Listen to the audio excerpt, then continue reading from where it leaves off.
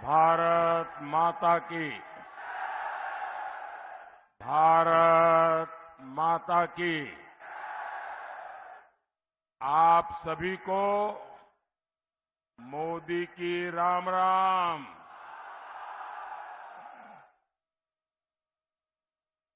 मैं सोनीपत की पवित्र भूमि को प्रणाम करता हूं।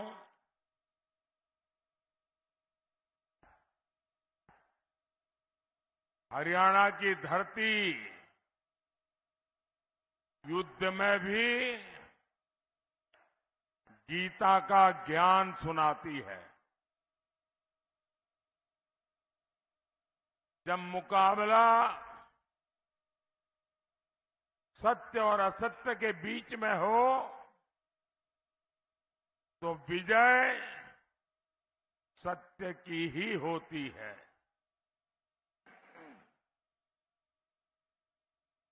साथियों, 24 के कुरुक्षेत्र में आज एक और देश का विकास है, दूसरी ओर वोट जिहाद है। हरियाणा की जनता जनार्दन, मैं आपसे पूछना चाहता हूं, जब एक तरफ विकास की बात है, दूसरी तरफ वोट जिहाद की बात है, तो कौन जीतेगा?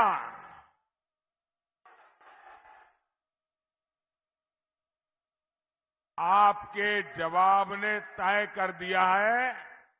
फिर एक बार, फिर एक बार, फिर एक बार। तो 4 जून को ये मुत्तूराम की जलेबी का क्या होगा?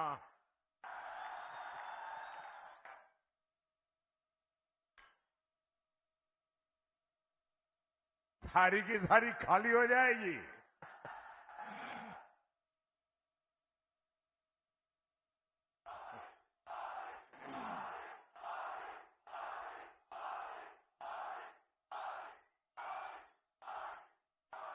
साथियों, कांग्रेस 10 साल से सत्ता से बाहर है और इसलिए पूरी तरह बौखला रही है। इन्हें वो पुराने दिन याद आ रहे हैं जब शाही परिवार रिमोट कंट्रोल से सरकार चलाता था। देश की सारी योजनाएं एक ही परिवार के नाम पर होती थी। एक परिवार के सिवाय कुछ नहीं। योजनाओं के नाम पर देश का पैसा कहां जाता था? ये भ्रष्ट लोगों की तिजोरियों में जाता था। कैसे कैसे घोटाले होते थे। करोड़ों के नहीं, हजारों करोड़ के नहीं, लाखों करोड़ रुपए के घोटाले होते। साथियों, नाम बदलने से असलियत नहीं बदलती है। ये इंडी गठबंधन वाले वही भ्रष्टाचारी और घोटालेबाजों की जमात है। इन्हें किसी भी कीमत पर सत्ता चाहिए। और कीमत क्या है? देश की सुरक्षा, देश की स्थिरता, देश का सम्मान। और 5 साल में 5 प्रधानमंत्री, ये इनकी सरकार चलाने का फॉर्मूला है। और कल तो इंडिया अलायंस के एक नेता ने मीडिया वालों को भी बताया कि 5 साल 5 प्रधानमंत्री। अब मुझे बताइए भैया, ये 5 साल 5 प्रधानमंत्री से देश का कुछ भला होगा क्या? ये हर साल नया प्रधानमंत्री आएगा तो क्या करेगा? क्या करेगा? 5 साल में 5 प्रधानमंत्री क्या करेंगे? अरे इनसे जरा पूछिए, ये प्रधानमंत्री का पद क्या हमारे मुतराम की जलेबी है क्या?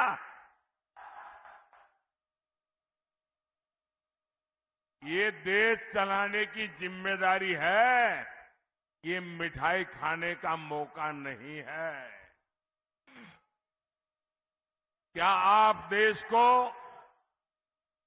वापस अस्थिरता के उस दौर में जाने देंगे क्या? साथियों, कांग्रेस अब अपने देश विरोधी एजेंडे को भी छिपा नहीं रही है। ये खुलाम कह रहे हैं, मोदी जी ने 10 साल में जो कुछ भी किया है उसे वो चौपट कर देंगे। यानी चुनाव जीत करके करना क्या है? एक काम, मोदी ने जो किया है उसको उलट देना, उसको चौपट कर देना। यहां तक कहने की इनकी हिम्मत देखिए। इनके एक नेता कह रहे हैं कि जो हमने जम्मू कश्मीर से धारा 370 हटाई, धारा 370 की दीवार हमने कब्रिस्तान में गाड़ दी है। ये कहते हैं कश्मीर में फिर से वो 370 को लगाएंगे, यानी फिर से आतंकवाद को खुली छूट, फिर से कश्मीर में खून खराबा। मैं हरियाणा की वीर धरती से कहना चाहता हूं, कांग्रेस वालों सुन लो, अब कश्मीर में लहराएगा तो केवल हमारा तिरंगा लहराएगा।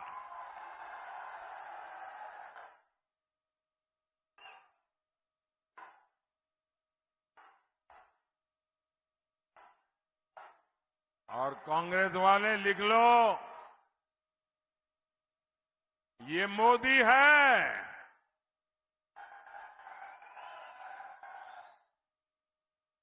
ये 370 को वापस लाने के सपने छोड़ दो, और अगर कोशिश करोगे ना, लेने के देने पड़ जाएंगे।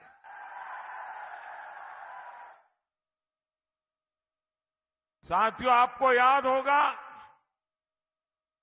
कांग्रेस के समय हर रोज सीमा पर, बॉर्डर पर फायरिंग होती थी और मीडिया में हमेशा हेडलाइन चलती थी, सीज फायर तोड़ा, सीज फायर तोड़ा, और गिनती होती थी, इतनी बार तोड़ा, इतनी बार तोड़ा।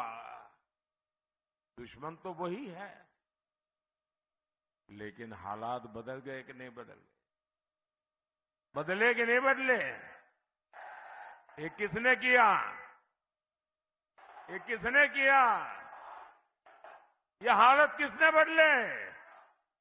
ये गोलियां किसने बंद कराई?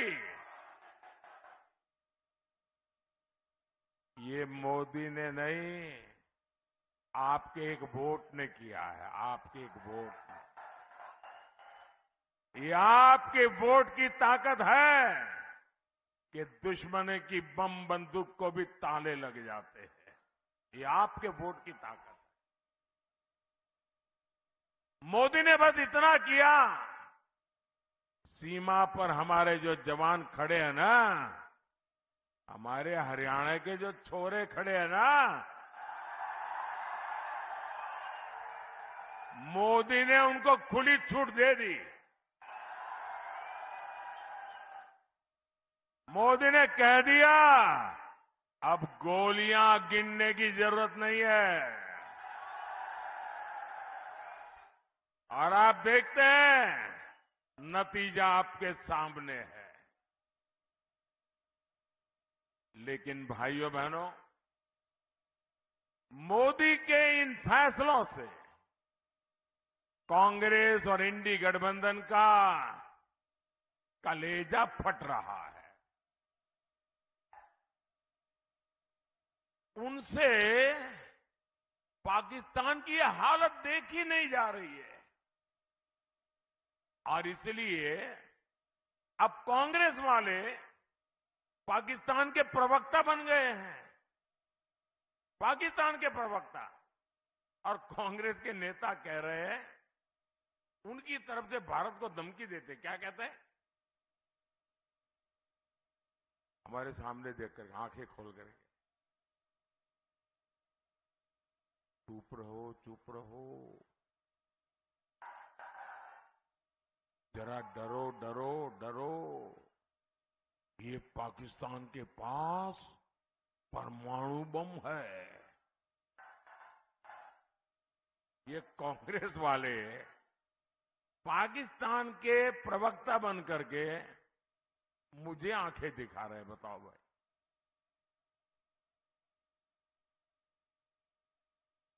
इसका मतलब अभी तक वो मोदी को पहचान नहीं पाए हैं।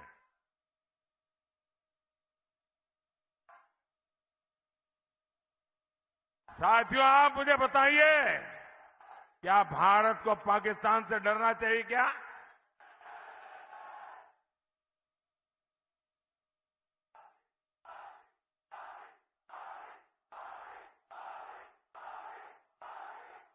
ये मोदी का दौर है।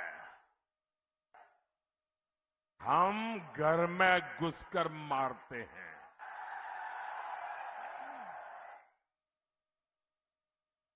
कांग्रेस सारे पैतरे केवल तुष्टीकरण के लिए चल रही है।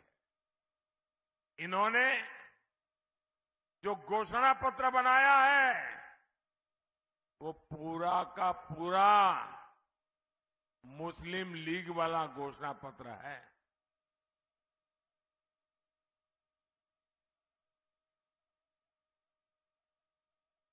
ये कहते हैं वो एक्सरे मशीन, सबका एक्सरे निकालेंगे। आपके पास जमीन कितनी है, गहने कितने हैं, जमीन जायदाद जांच करवाएंगे, मंगलसूत्र कहाँ है, ये और फिर वो सारी संपत्ति अगर आपकी जरूरत से ज्यादा है तो ये वोट जिहाद वाले हैं ना, उनको बांट देंगे। क्या आप अपनी संपत्ति छीनने देंगे? क्या आपकी संपत्ति पर वोट जिहाद वालों को अधिकार करने देंगे? और कांग्रेस के तो प्रधानमंत्री कह चुके हैं कि इस देश की संपत्ति पर पहला अधिकार मुस्लिमों का है। मोदी कहता है इस देश की संपत्ति पर पहला अधिकार इस देश के गरीबों का है।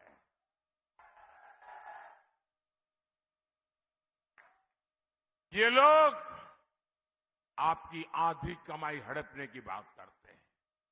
आप मुझे बताइए भाई, अपने यहां किसी भी राज्य में चले जाओ, हर मां बाप कैसी भी जिंदगी जीता हो, उसके मन में एक इच्छा रहती है कि भाई कुछ बचत करूं और मरने के बाद बच्चों के लिए कुछ छोड़ करके जाऊं। ये हर मां बाप की इच्छा रहती है कि नहीं रहती?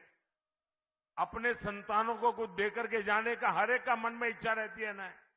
कोई मां बाप बच्चों के लिए कर्ज छोड़ करके नहीं जाना चाहता, कुछ न कुछ दे करके जाना चाहता है। अब ये कांग्रेस वाले लाए हैं कि आपके मरने के बाद आपकी जो संपत्ति है वो आपके संतानों को नहीं जाएगी, उसमें से आधी, उससे भी ज्यादा ये वो सरकार बनी तो ले लेंगे और बचा हुआ आपके बच्चों को मिलेगा।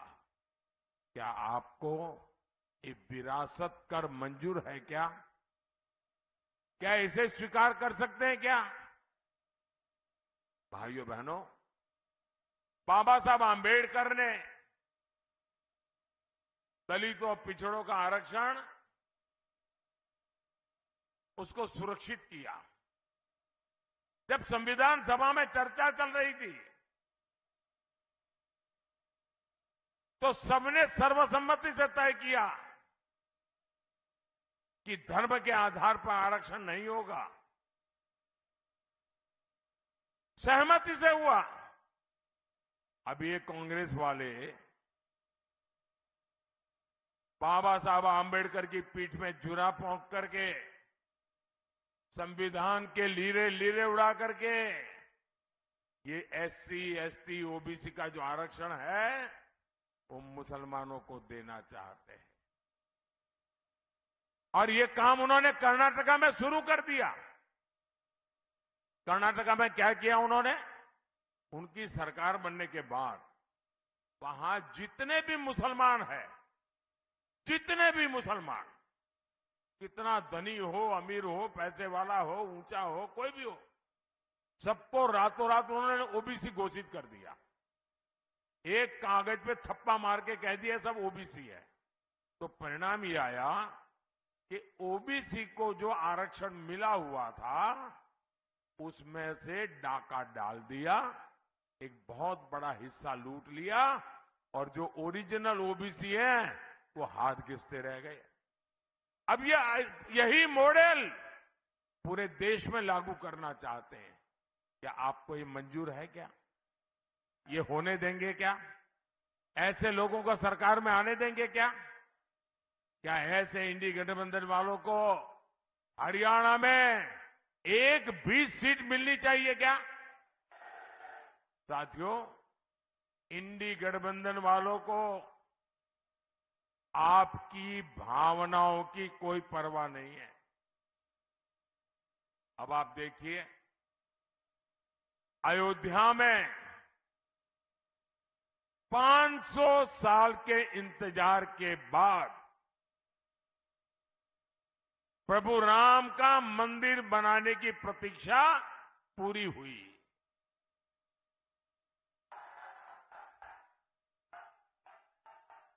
रामलला अपने भव्य मंदिर में विराजमान हुए। आप खुश हुए कि नहीं हुए? आपको खुशी हुई कि नहीं हुई? हर हिंदुस्तानी को खुशी हुई कि नहीं हुई? बोलिए जय श्री राम। अब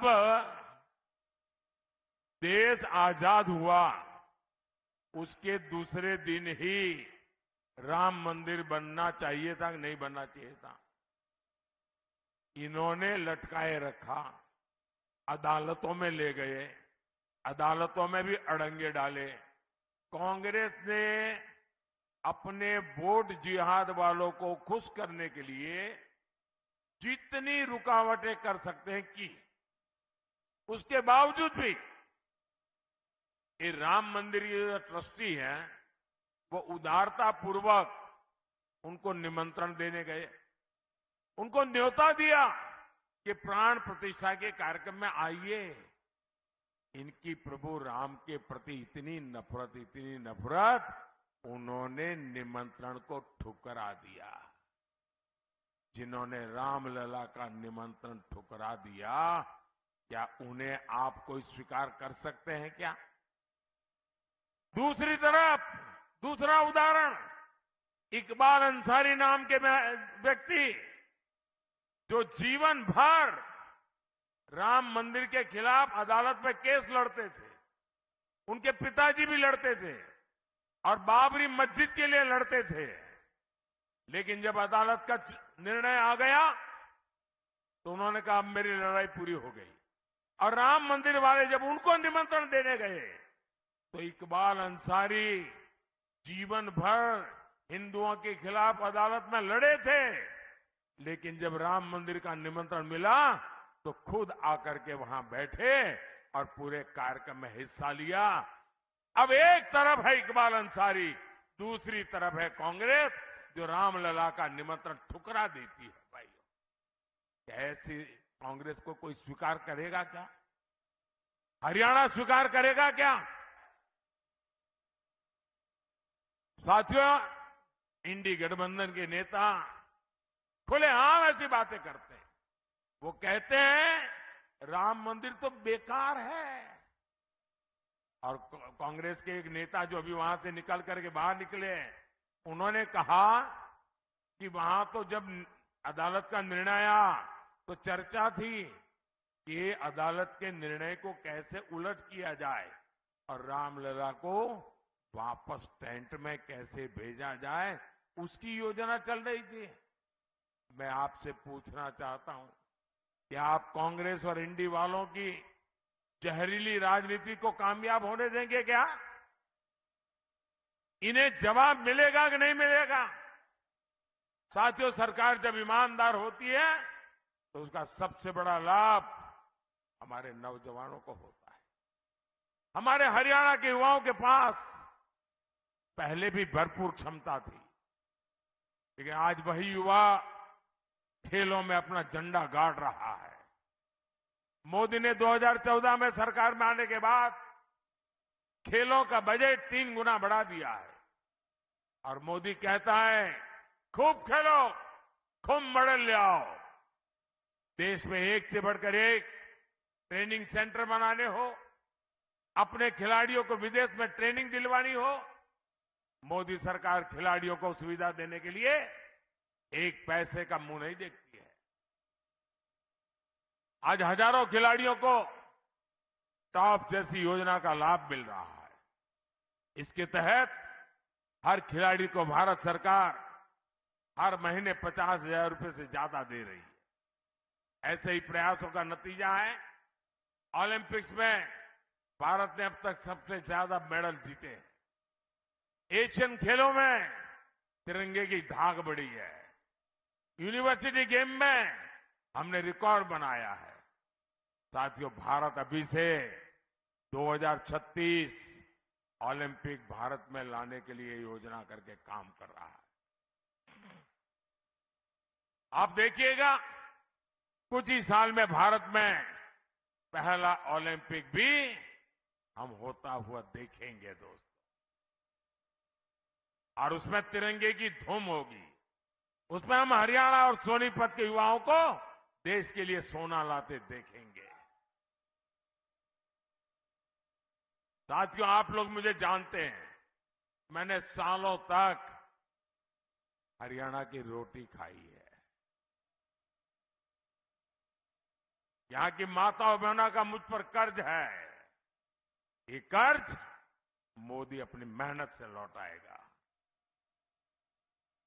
और इसलिए हरियाणा का विकास ये मोदी का सपना नहीं, मोदी का संकल्प है। जो 60 साल में नहीं हुआ वो 10 साल में मोदी ने करके दिखाया है। आज अकेले हमारे हरियाणा से 12 एक्सप्रेसवे गुजर रहे हैं। 12 एक्सप्रेसवे, इनमें से 4 एक्सप्रेसवे सोनीपत के पास से गुजर रहे हैं। सोनीपत में रेल कोच नवीनीकरण कारखाना बनाए, खरखौदा में मारुति सुजुकी का कारखाना बनाने का प्लांट इस क्षेत्र में रोजगार के नए मौके बनाएगा। जिंद सोनीपत में पीने के पानी की समस्या थी, इसके लिए भाखड़ा से 400 करोड़ रुपए के प्रोजेक्ट मंजूर कर दिया गया है। साथियों, मोदी आपके स्वास्थ्य की भी उतनी चिंता करता है। मोदी ने आयुष्मान कार्ड बनवाकर मुफ्त इलाज की गारंटी भी दी है। मैं ये भी कहना चाहता हूं, 4 जून के बाद मोदी जब तीसरी बार सरकार बनाएगा,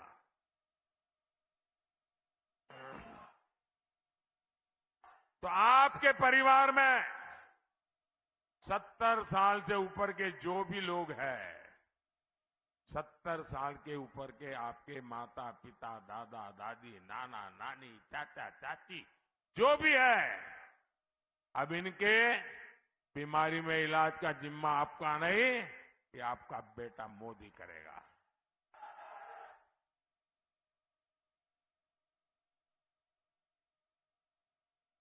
बुजुर्ग माताओं बहनों को इलाज की चिंता करने की जरूरत नहीं होगी। साथियों, हमें भारत को मजबूत बनाना है, हरियाणा के सपनों को पूरा करना है। हरियाणा से मोदी को केवल सांसद चाहिए इतना नहीं है, हरियाणा मोदी को हिम्मत, हौसला और आशीर्वाद भी देता है। और सोनीपत से हमारे मोहनलाल बड़ौली जी और रोहतक से डॉक्टर अरविंद कुमार शर्मा जी 25 मई को उनको दिया गया आपका एक एक वोट सीधा सीधा मोदी के खाते में जाएगा। तो ज्यादा से ज्यादा मतदान कराएंगे, पोलिंग बूथ जीतेंगे। मेरा अनुरोध है, यहां से जाकर के बाद ज्यादा से ज्यादा परिवार में जाइए, ज्यादा से ज्यादा लोगों को मिलिए और कहना मोदी जी आए थे और मोदी जी ने आपको राम राम कहा है। मेरा राम राम पहुंचा देंगे, मेरा राम राम पहुंचा देंगे। बोलिए भारत माता की, भारत माता की। बहुत बहुत धन्यवाद।